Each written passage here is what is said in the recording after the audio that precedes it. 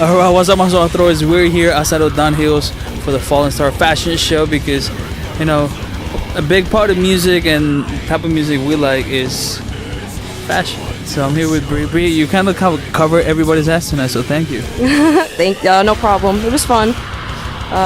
Never done anything like this before, so kind of nervous, but it was fun. I liked it. Yeah, you know what I mean? Like, it's because everybody who is here tonight knows what's going on, you know, as far as like the fashion aspect of music is so important, especially because type of music we like. And that's how you and I met, through like one of the best New York metal bands right now, Severed. That's how we met, and we fucking, like, you know what I'm saying? Like, that's what's up. Boys, they're awesome. You gotta love Severed. And then I was like, yo, like, somebody needs a motto. I was like, yo, it's called Brie, because Brie will be like fit in the fucking paper pretty well. Hell yeah. And apparently she loves all the tattoos, so more the better. How many tattoos do you have? When did you get your first tattoo? My first tattoo, I was 19. It was my birthday gift to myself. And what is your first tattoo? Can we see? The eye on my back. This one right here. Yes. It's Tool. Yeah. The Tool Third Eye logo from Lateralis. So Tool's one of your favorite bands, obviously. Yes, I also have lyrics tattooed on my hip. We gotta see those too. We are eternal, all this pain is an illusion.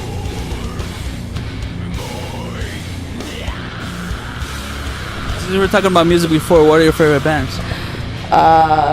Number one favorite band definitely has to be Tool. Maynard James Keenan is a genius. So you like like all his bands, right? Perfect Circle, Puscifer, all that stuff. Hell yeah, I love all his stuff. Hell yeah. Anything he's done. The duets with like Chino from the Deftones, with Sack from Sack. Amos. Yes. Love him. I have more respect for that man than I think any other writer out there. He's so creative, and just the fact that they found him when he was yelling at his dog is, I think, great. So.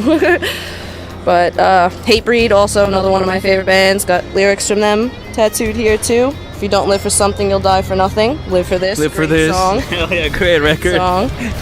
Hoping to possibly get Jamie to sign it under You here. met Jamie before? I have a couple years ago.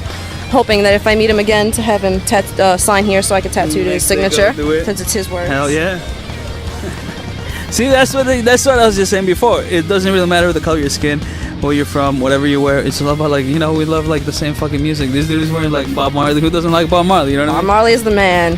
If you don't like Bob Marley, then you're an idiot. I don't understand how you can have any respect for music without liking Bob Marley. And there's so many bands like that. I would say like Led Zeppelin, AC/DC, Aerosmith, Guns N' Roses, bands like that if people just don't respect, there's kind of something's wrong with them.